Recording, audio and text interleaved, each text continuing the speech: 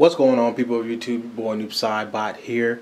Welcome to another Slender Man movie update. Here is showing you guys some of my camera equipment and gear I'll be using to film the Slender Man movie in the upcoming month or so. And also letting you guys know some stuff I'm going to try and acquire and that I am going to acquire on my way to film, the movie. Leading up to film the movie, should I say. So, with that said, let's go ahead and get started with, I guess we get started with the green screen since I'm already zoomed out.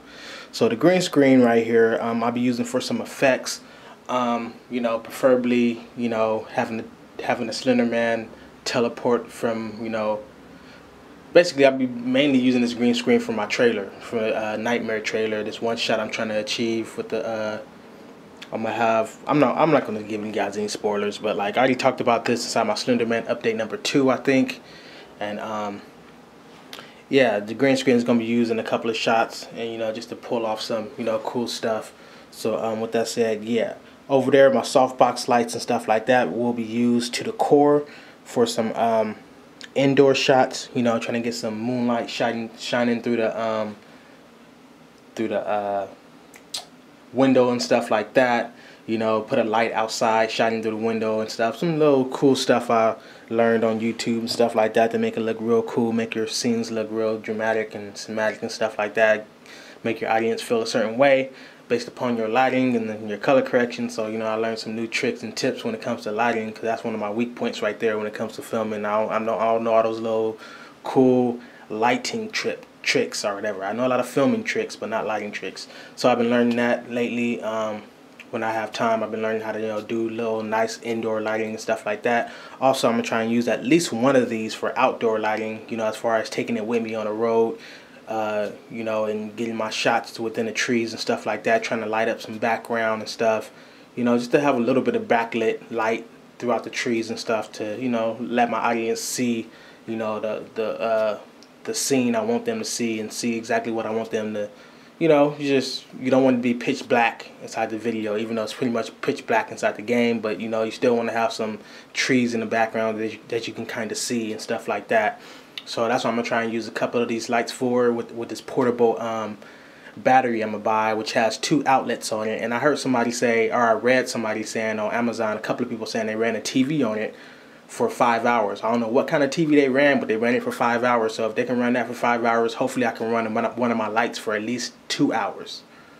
I'm just hoping I can run one of my lights, and then the time, how much time I can run it, then I'll worry about that later, about how much time. But trying to run one of my lights. And then speaking of lights, because lights plays a big role when you're shooting nighttime films, like even though I got a low light lens, which I'm gonna get to in a second, I still need some lights to light up my scenery. Also, this light right here is an LED light. These go for anywhere between $30 to $35 online. You can easily find them.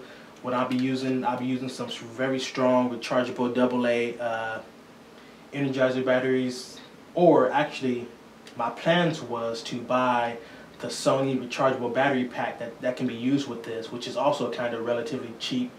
And I was going to buy 4 or 3 more of these lights and buy the batteries to go to each one, and buy a charger so I can charge up the batteries, and so these can last for a long time.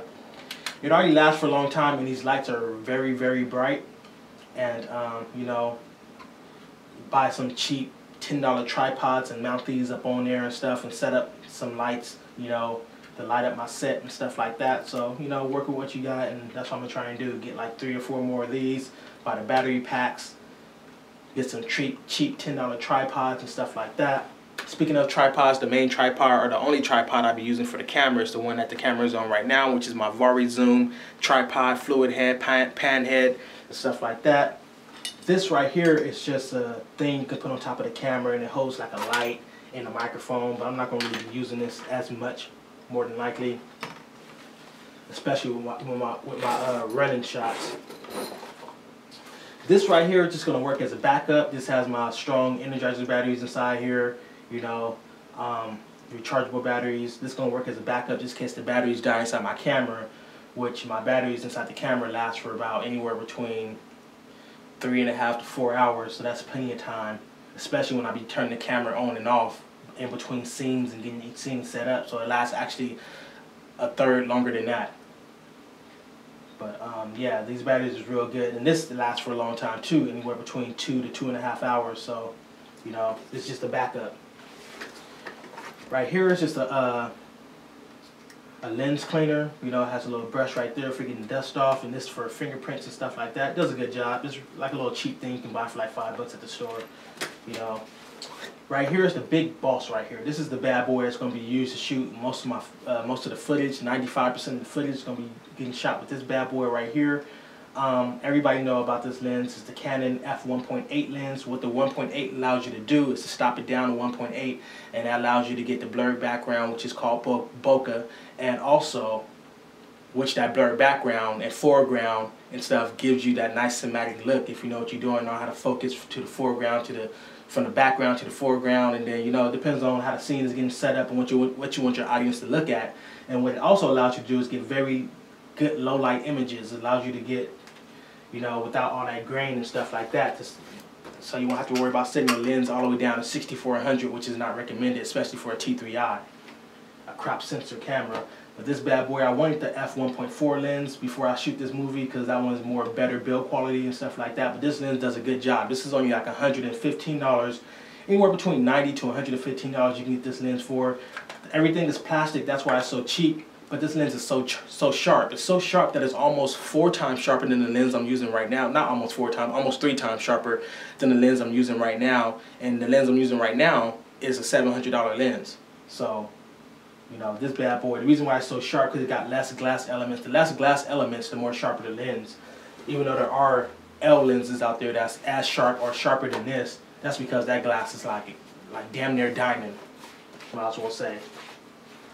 And this lens right here I will not be using at all for the movie. I won't even take this with me. So, but this lens won't do me no justice. I can't really stop it down that far to get some low light shots. This is not gonna, unless you're making a movie about grain, then you want to get this, bring this with you. This is the 50 to 200 zoom lens by Sigma.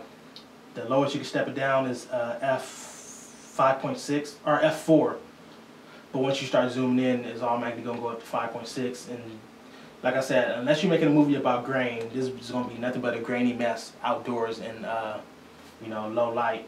And you don't use a zoom lens anyways for a movie. That's like a no-no. Even I know that. This is like my first, you know, low budget film or whatever. But, you know, it depends on what kind of shot and what you're trying to accomplish inside your shots and stuff like that. Also inside here, I got some filters. This is from my 50mm Canon lens. So when I shoot, you know, certain scenes, like in the evening time, I can put this filter on there if I get too much of a bright image and I want to get that, if I want to stop it down a certain amount. And this is for the lens I'm using right now. So yeah, I won't be using that for nighttime shots though. I mean, I really wouldn't need that at all. That'd be like ridiculous to even use that. This backpack, this Canon backpack right here is what I'll be using to take with me when I film, just so I can carry all the stuff I need. Every single thing I need I'll be putting inside this bag right here. And let's move it over to some big boy toys that I actually made. Now over to some big boy toys. Now these 2 items I'm about to show you wasn't even inside my budget when it comes to buying stuff and stuff I need for my film. I just end up, you know, doing a DIY on both of these in particular things I'm about to show you, and it worked out pretty good, aka do it yourself, just in case you don't know what DIY means. This right here is a camera jib / crane. It allows you to fly your camera in the air, get these nice cinematic shots and stuff like that that a handheld shot cannot get whatsoever. No matter how good you are at hand holding your camera, you will not be able to get a shot that something like this allows you to get. You know, some real good shots that you really don't notice when you watch movies or TV shows, but when you actually see somebody doing it on YouTube, you realize that, damn, a lot of people on TV do these shots. I really don't even realize how they do that. So that's what this allows you to do. And I built this out of 2 tripod legs, which came with my green screen. As you can see, I didn't use that. I got my green screen tacked to the wall. So I kept those parts and I decided to make a DIY camera jib. And I used a couple of parts I had lying around from other stuff I was building, like this right here, these 2 little aluminum pieces I put on here for stability, you know. And I brought this little metal piece right here from Home Depot, some screws and nuts and bolts from Home Depot, and that was it. So I pretty much only spent like 15 bucks making this bad boy right here, and some leftover tripod parts, which I wasn't really using at all. And this bad boy right here, a boom pole, you know, which I also wanted inside this movie. I made this out of, also came with my green screen. This is for holding the green screen up and stuff like that. Also, this part is for holding the green screen up too, which I use for some pieces for this too. And this is some more leftover parts from that. And at the end of that, I got my Rode video mic, and how I got that on there is that I got a hot shoe, which I was using with my video camera a long time ago. Got that zip tied up on here, and zip ties is a man's best friend. I'm telling you, zip ties are the shit. But anyways, I got that zip tied up on here, and just put on my Rode mic like it ain't nothing. You know, it's real simple.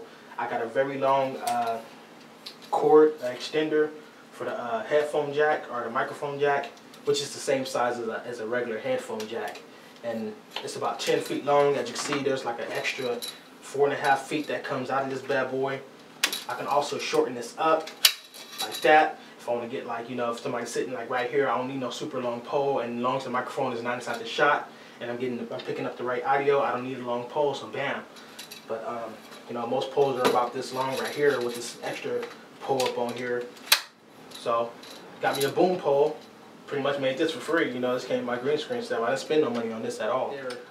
And I'm also trying to debate on if I want to use Sony Vegas Pro 11 or Final Cut Pro 10 to edit my movie on. The difference is I've been using Sony Vegas Pro 11 for the past 3.5 years. Final Cut I've been using for the past 2 weeks. I love them both. I'm not a hater. I'm not a person that be like Windows is better or Mac is better. I don't give a damn. I don't care if the editor was called Super Barbie Glitter Effects. If it works good for what I'm using it for, then I'm gonna use it. I don't care if the program comes in a pink case and the editing program is purple, pink, and orange, and baby blue. I don't care. If it works good for what I'm using it for, I don't discriminate. You know, if I like it, I'm gonna use it. Simple as that. Can't get no simpler than that. But with that said, though, the thing with Final Cut Pro, I'm just trying to learn. I'm still learning how to do some things that I already know how to do. And Sony Vegas is so quicker. It's way quicker than Final Cut Pro, but Final Cut Pro is more advanced and more stable. You know, so it's a decision I gotta make. Because in Final Cut Pro, it's like 3 steps to do one thing, and Sony Vegas is 1 step to do one thing most of the time. You know, it's like, for example, just to give a quick example for people out there, to fade my video in, you know how you have these video fades where you fade your video in from dark, and then you all of a sudden fade the clip in, like the clip fades in from dark. All I gotta do is go to the very top edge of the clip, hold down the mouse thing, drag over, and it shows how many seconds I'm dragging over. Bam. Stop at 2 seconds and let go of the mouse clicker. In Final Cut Pro, it's like I gotta go to the edge of there, right click, go down to video fade, click on that, type in how many seconds, and press enter. That's how it is when it comes to 75% and 75% of the tasks you do inside Final Cut Pro, I realize. And that's the kind of things that kind of irritates me with Final Cut Pro. But Sony Vegas and Final Cut Pro has their ups and downs, and like a lot of advanced editors say, don't limit yourself to one editor anyways. You don't always limit yourself to a true videographer, a true editor don't limit themselves to only one editor anyways. So, you know, whether I use Final Cut Pro or Sony Vegas, you know, it's going to turn out good no matter what, because I'm going to put my all inside of it. So with that said, it's been your boy New Side about the Universal Gamer. I'm out. Peace.